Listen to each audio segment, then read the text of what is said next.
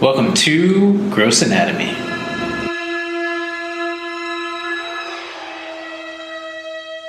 Hi, Lauren Taylor. Hi, Dr. Cohen.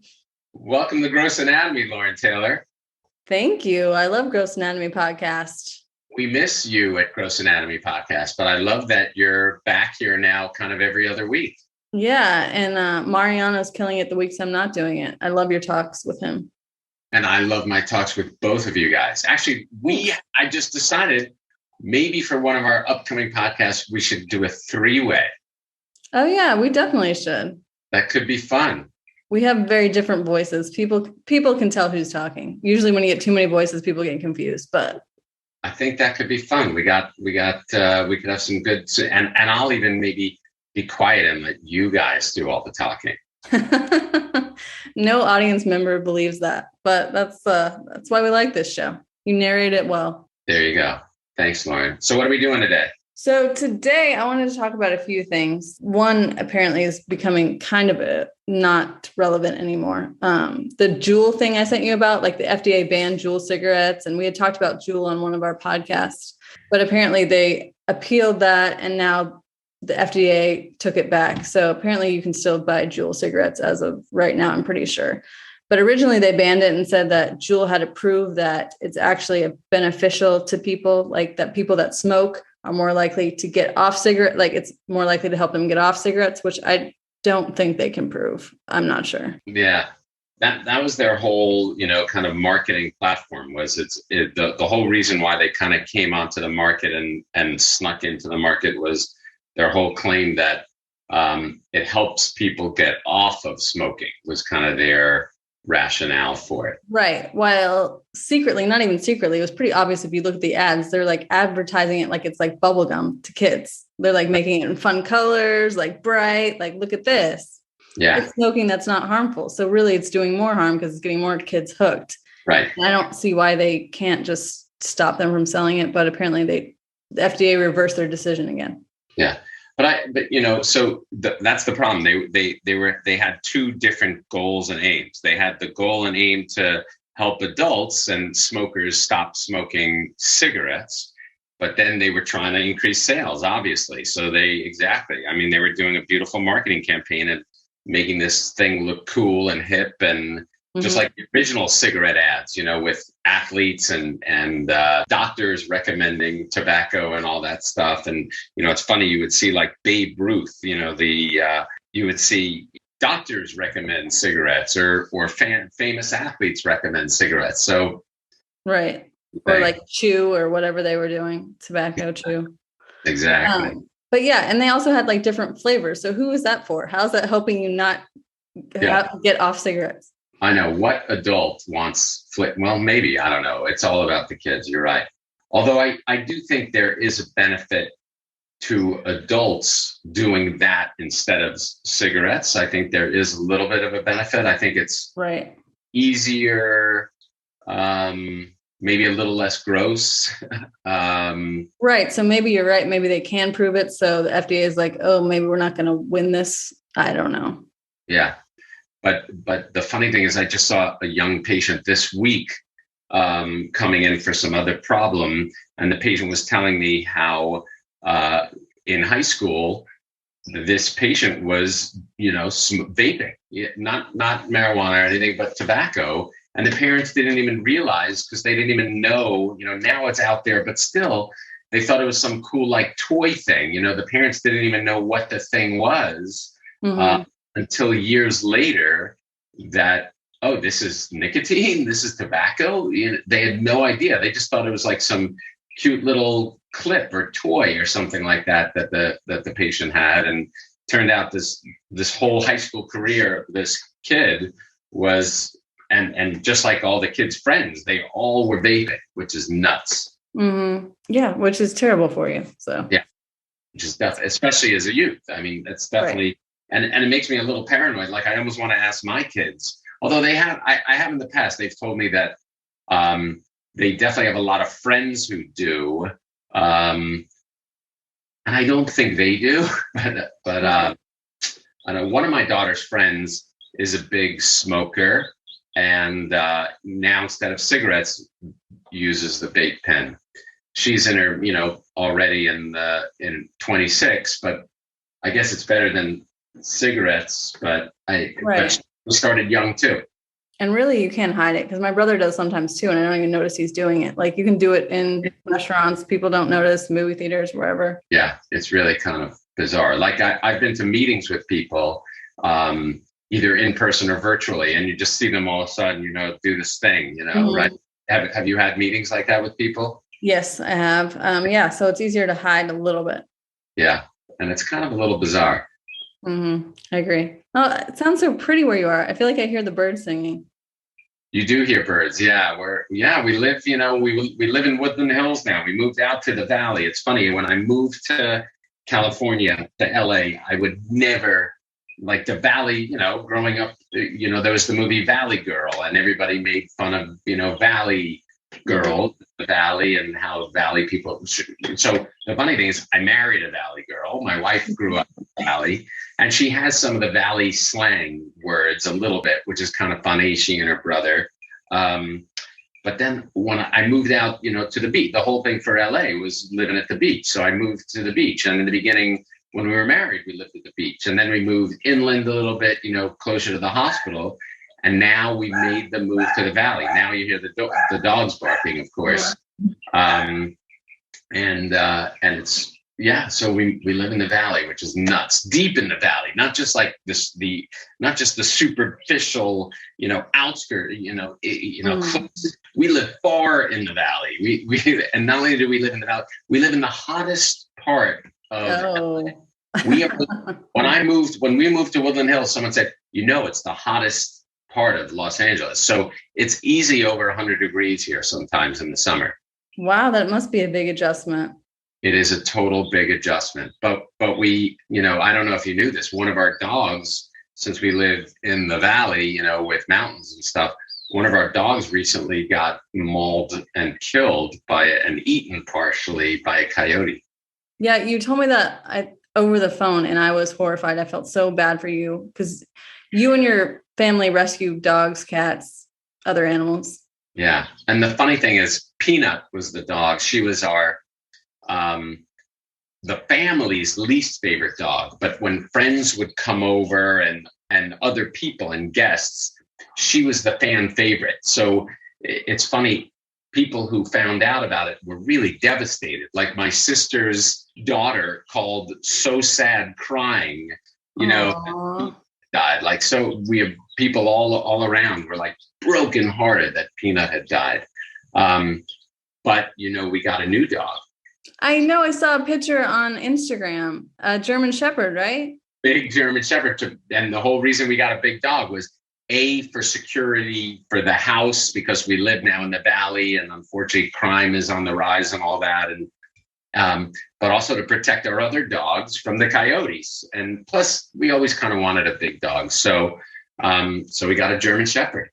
Yeah. How's that going? They're perfect timing. Is it a he or a she? Oh, what a pretty baby. And we got a male dog. Come here. Try to get a pic. Let's see. Come here, Simon. And Simon. Simon. Come here, Simon. What a scene stealer Simon is. It's so funny that he walked in just now. Good boy. He's a lover. And he snuck in. He's really smart. Let me open this door. He's super smart. And he was going to be euthanized like the next day if you didn't adopt him. That gorgeous dog. That's so exciting. He was literally about to, the same day. I think we really had to. He was about to be euthanized, which is amazing. He was meant to be yours. Yeah, he went for about a week without a name. We had some. Want to hear some of the other?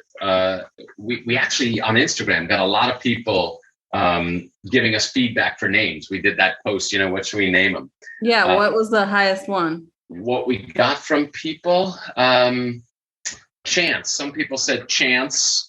Because we gave him a chance, kind of thing. That's nice, and that's also from the movie Homeward Bound, voiced by Michael J. Fox. Chance the dog. I didn't know that. But the other names that we were thinking, A, because of Top Gun, but B, because of your dog, Goose was very high in the running. Oh, nice. I like that. Goose and Rooster. Rooster was high in the running too. Rooster would be cute. But I like Simon. So how did you, because Simon Sinek, is that because you love him? That's interesting. I do love Simon Sinek. No, I don't know what, out of nowhere, Simon popped up. Like we had all these other names. It was Goose, it was Rooster, it was maybe Bagel, maybe Pasta. I like Bagel and Pasta. I'm blanking on. Yeah. I'm forgetting, my kid had a name she really liked that was high in the running too. Also a food, because our other dog, we used to always name our dogs. We had popcorn, we had peanut, and we have brownie. So we were thinking, and then we have Bambi, but we were thinking of some kind of food name. I'm blanking on what the high food, other food. We had some other good food names. I can't remember now. If it'll come back to me, I'll let you know. But out of nowhere, all of a sudden, Simon emerged, and everybody kind of liked it, and so we went with Simon, not Simon Le Bon from Duran Duran. Oh, well, Yep. it could be anything. But Speaking of Goose, I finally saw Top Gun Maverick. Oh, so good. I was like, so there's going to be spoilers in case our audience wants to know, but I feel like everyone's seen it. I feel like I was the last person to see it with my husband. But when I was going into it, when it started to show like the young generation, I was a little scared because it showed like a woman, pilot. And I thought they were going to do a whole like love angle with like Miles Teller. And I was like, I don't want to see this, like, this new generation. But I thought they did a really good job of just like mixing it in just a little bit. Yeah, no, they did. Yeah, I had no idea what it was going to be like, but I think, my hat off to look at that bedhead. My hat off to Tom Cruise. They nailed it. I think. Don't you agree? Yes, I think so too. I thought, they didn't go with like the love story I thought they were going to go to when I first met the new crew. They just like, I don't know. They did a very good job of like hitting all the right notes. All the right notes, and the whole Val Kilmer, Iceman stuff was amazing. I know, but I don't think you prepared me enough. Or okay, so I told myself, you're going to cry, so just don't cry. But I was streaming tears down my face the entire time. And I think it's kind of like about what you and Mariano talked about. There's like this extra layer to the film. So it's about their real life friends, Val Kilmer and Tom Cruise, as we talked about. But it was just so much. And that Val Kilmer is really going through this horrible, he really went through this horrible disease. And I don't know, it was so beautiful. I was pointing to the screen what he wanted to say. I could not stop crying. Yeah, it was fantastic. I mean, they really handled the whole thing with him amazingly well. Like his character, his illness, the fact that he had the head and neck cancer, they really did such a good job of it. They really did. And he was only on screen for a little bit of time, but I'm like, why not give him an Oscar nod? Like, why not give this whole film an Oscar nod? I thought it was great. Yeah, it was a great movie. And I would see it again and again and again. Mm-hmm. Yeah, I'm excited to see it again. Yeah, I would gladly go watch it over and over again. So speaking of actors that we love, James Caan died. Who, I think most people always think of him as Sonny in The Godfather, right? Like the hot-tempered son in the first Godfather. Yeah. But it's funny. My wife was saying how, James Caan died from Elf. I was going to say, or they know him as the father in Elf, who he also nails. And I heard he was so excited to finally like get that sequel money because his character dies in Godfather, which shouldn't be a spoiler for anyone in the first one. So he didn't get to be in the second one or the third one, but he wanted that sequel money. And apparently Will Ferrell and James Favreau did not get along. So there was never like a sequel to Elf. John Favreau? Story. John Favreau. Is that what I said? You said James. Oh, sorry. John Favreau. How dare you? I know. Really? They didn't get along. That's the rumor anyway. So that's what he said. So they never made a sequel. So he didn't get that sequel money. I heard him talk about it. Oh, that's interesting. I didn't know that. Supposedly, I was reading stuff. James Caan has one scene in Godfather 2 in a flashback, supposedly. But I don't know if it's just old footage or they actually used him for something. A dining room scene, where they're having a big family meal. Because just from my memory, I think that might be the scene they're referring to.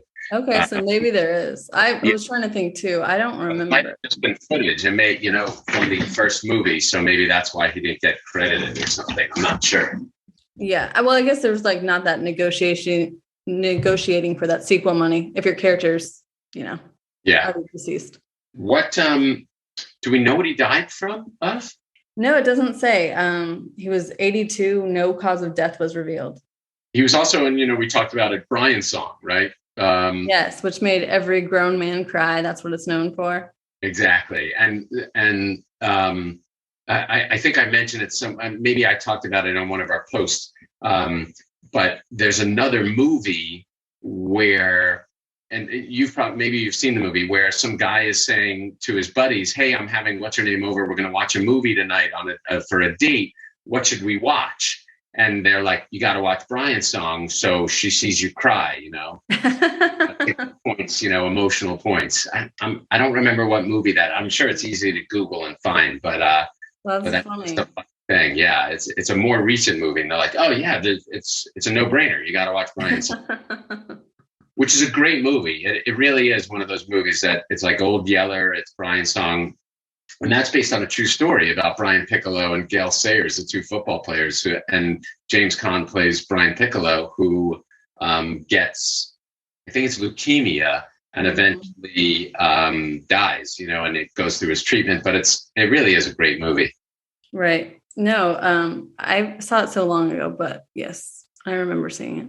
Yeah. And just a funny shout out, James Caan's most famous role, and he's played a lot of mobsters, as Italian mobsters. He's very vocal about talking about he was very vocal about saying, he's known as an Italian mobster, but he's really a Jew from New York City.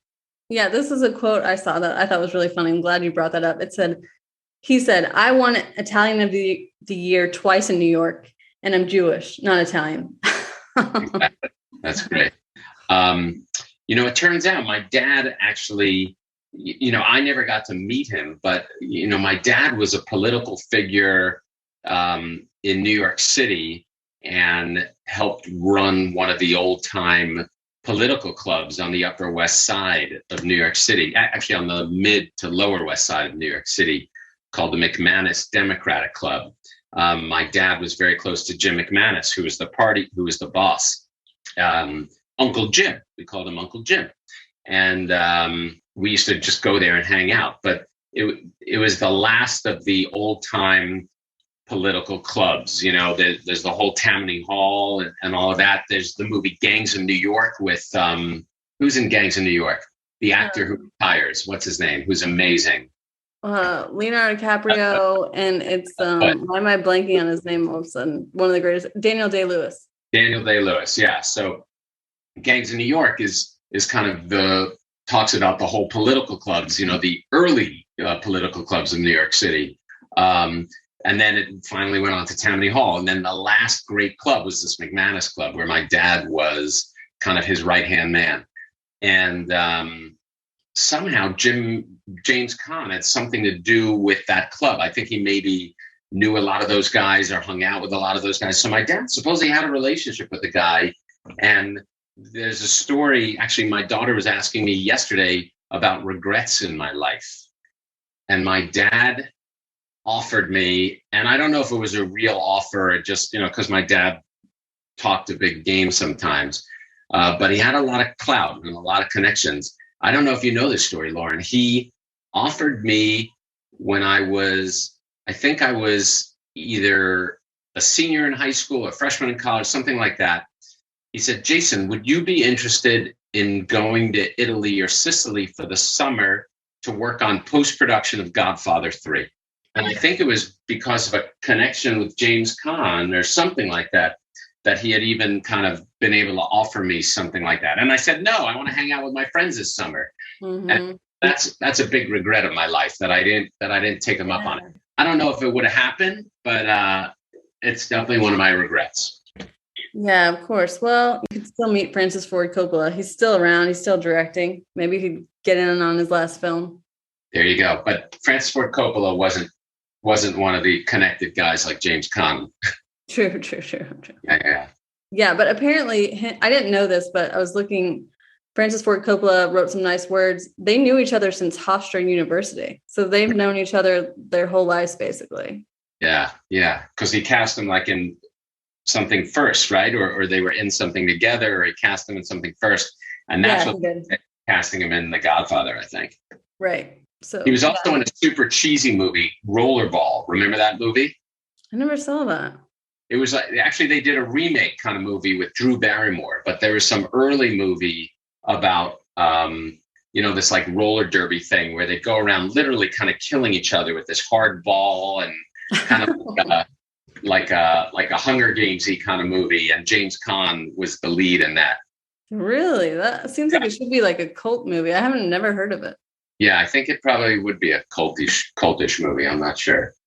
I'll have to look into that. Another actor that died just, I think yesterday, Tony Sirico died. Paulie Walnuts. Paulie Walnuts from one of our favorite shows. Sopranos, exactly. Yeah. Weird. And then just going back, Ray Liotta, recently died. So we're losing a lot of great mobsters. I think fictional mobsters. I think that's a movie. Goodfellas. I think I'm ready to show my kids Goodfellas. Yeah, for sure. What do you think? Will it hold up?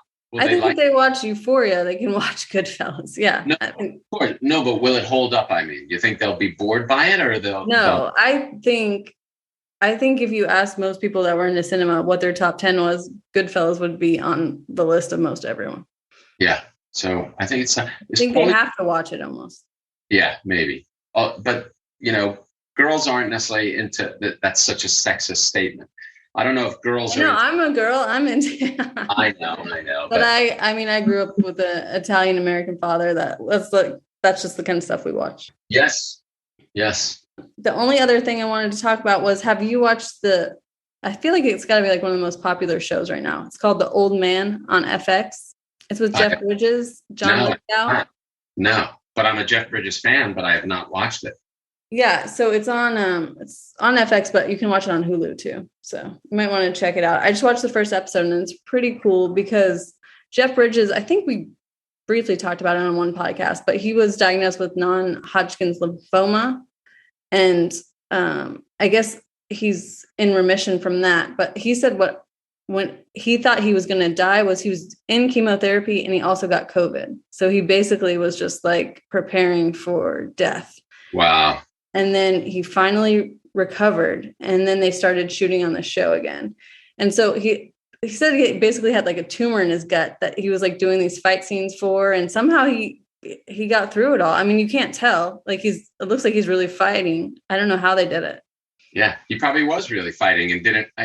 I read the article. I don't think he knew he had the tumor yet. Did he? Or he did? Oh, I thought he did. I don't know. It was unclear, I guess. I couldn't tell by the article. I thought that's kind of when they were figuring it all out, but maybe I'm wrong. Oh, yeah. You know what? That might have been the truth. Yeah, because he said he didn't feel any pain. So that must have been what it was. Yeah. And, luckily, lymphoma these days is a fairly treatable cancer. It's not like it used to be. And interestingly, that the same patient that I was talking about who came in with their parents who was juuling, vaping, that I think that's what this patient is coming in for. And I actually have to operate on the patient to help make the diagnosis, to take out a lymph node, to try to come up with the diagnosis for sure, to help guide the chemotherapy treatment. Is that a common way to do the diagnosis? I don't know anything about it. Yeah, so with lymphoma, it's a cancer of the lymphatic system, the lymph glands, and they'll get really big. And sometimes you can get a biopsy just by needling it, but oftentimes you actually have to remove a little chunk of that lymph tissue so that they could look at it under the microscope to really see, the specific kind of lymphoma to help guide the chemotherapy treatment, but it's usually very treatable. It definitely kicks the crap out of the patient for 6 to 12 months. But it's luckily, it's not like it used to be. Same with leukemia, talking about Brian Piccolo, Brian's song, that character. These days, we have a lot more good therapies that aren't just treatable, but often curable. It's one of the cancers that we've actually kind of been able to cure. There's still the chance that it could come back in the future, but it is one of those curable cancers these days, lymphoma, leukemia. Have you seen a lot of your patients come back, like that it's come back? Sometimes, yeah. And I still remember, actually, for whatever reason, my daughter and I were talking about someone else yesterday whose daughter, it turned out, I took care of years and years ago, who wound up actually, unfortunately, dying from it because they just had they just couldn't get a handle on it, and despite treatment, it kept coming back. So what are the symptoms? Like, what was this patient experiencing that made you think this was what it was? So usually one of a couple of things. Often a patient will present with like a weird bump in an area or swollen glands or something like that. The thing is, that could be anything. That could be you have a cold, you have an infection, local infection, and our glands swell up. Like, your glands swell up, when you have a cold under your neck, or a tooth infection, you get swollen glands. So, or it could be mono, or it could be some weird immune thing. But swollen glands in an area is one. As I see you holding your neck. I'm such a hypochondriac. I'm like, I'm fine. So swollen glands is one thing. One of the common things that presents, or someone, I have this bump, or I think it's a muscle, and it turns out it's swollen glands. And then the other thing we talk about are B symptoms, which are like a patient will say, we ask about chills and fevers and night sweats. So the common thing. So a patient will often say, yeah, I'll wake up in the middle of the night and my bed is all wet because I was having night sweats. And that could be, a fairly common sign that someone may have. But again, it could be a zillion other things too. Okay. But that's one, two of the classic things that for someone with lymphoma, leukemia that might present to us. Right. Well, hopefully, everyone that goes into remission, it stays in remission. And Jeff Bridges, I don't know if there's going to be a season 2, but season 1 so far that I watched is pretty good. I think you might like it. You didn't even tell me what it's about. It's like, they consider it like a cat and mouse game, basically. Like John Lithgow and Jeff Bridges, they show like the younger version of them. It's about like the CIA or whatever mission that they were on coming back to like basically haunt them 30 years later, like what they thought they buried out there. And I think Afghanistan is coming back. Got it. So they're spies. It's a spy thing. It's kind of like a spy thing. There's a mole. There's like, there's different. Just when they thought they were out, they're never out. Yeah. That's what my husband always says about action movies. When you think they're out, they're not out. They have to call back in the best. It's like, that's the formula. It's got to be that way. Yeah. Good stuff. Yeah. So that's it. That's all I got. Anything you're watching? Anything you want to share? What did we just finish? We just finished Stranger Things. I love Stranger Things. Did you finish it? Yes. I thought it was the best season yet. I had to rewind and rewatch a little bit because it was like so much. But yes, I think it was a great season. Yeah, it was great. Too soon, too fast. I know, it was a lot of fun. I just like that world. Somehow I find it like comforting. It's so cheesy and ridiculous if you actually dissect it, but when you're watching, it's just fun. It is fun. And the characters, the actors are fun kids to watch. They're really all fun. Yeah, they're great actors. Yeah. Why do you think Hopper's so thin now? Do you think? I didn't know that he was. I thought like he was wearing a big jacket because he didn't lose the weight. So, but then then I could see his face. Yeah, he looks a lot thinner. Is it for a role? A different role? Yeah, that's my question. Do you think it was for some other role or do you think it was part of this character? I don't know. He definitely had time to lose the weight because they stopped filming. So maybe he just thought, I'll get in shape. I think it was for other roles because he's definitely, he could be like a real superhero guy. My wife keeps saying that. Bernice keeps saying that he could be like another Chris Pratt kind of guy. Yeah, he definitely could be. I mean, nobody thought Andy from Parks and Rec would be like an action star. And then he lost the weight. Yeah, he looked great. Yeah. David Harbour. Yeah, and I love him in Black Widow. Oh, I haven't seen that. Where he is a superhero. Oh, he already plays a super. See, there's too many superhero movies, and I can't keep up. I know. They're going to be asking us pretty soon to be superheroes. Just so many. But you're going to go see Thor. I know that. Yeah. What about you? What are you hoping to see? There's nothing out. I'm hoping to see. For my dad's birthday, he wanted to go to the movie, so we saw Everything Everywhere All at Once, which was so much movie. I can't even get into it on this podcast. It's just too much. We should do a separate podcast about it because I haven't seen it yet, but my middle daughter loved it, and I think maybe has already seen it twice. My brother loved it, and this was his second time seeing it, and he has ADD and usually can't sit through a movie that long, but he loved it. And I just think I wasn't really in the mood to watch a movie, and it's a lot. It is Everything All at Once. Yeah, I think we need to see it. And before we go, we talked briefly about Magnolia, the movie Magnolia, which I said is kind of like we were talking about it with my kids, and I said, and my youngest said, "Well, what's that about?" And I said, "It's kind of like an Everything Everywhere All at Once." And my middle daughter said, "No, it's not." I don't know, but I haven't seen Everything Everywhere All at Once. Yeah, once you see it, you'll see why she said no, it's not. But speaking of Magnolia, you said, did she ever run into Paul Thomas Anderson living in the Valley? They both grew up in the Valley. Yeah. No? Okay. No. That would have been cool. But she loved licorice pizza because it really reminded her of growing up in the Valley. I feel like their paths must have crossed at some time. All right. Well, thanks, Dr. Cohen. Well, thanks, Lauren Taylor. Thanks, everybody, for joining us at Gross Anatomy. Thank you. Bye. Bye. That's it for this week. Thanks for listening to Gross Anatomy, and be sure to subscribe to our podcast so you can check out more episodes on the evolving sights, smells, and sounds of medicine. Gross Anatomy is not intended to be a substitute for professional medical advice, diagnosis, or treatment. Always seek the advice of your physician or other qualified health provider with any questions you may have regarding a medical condition.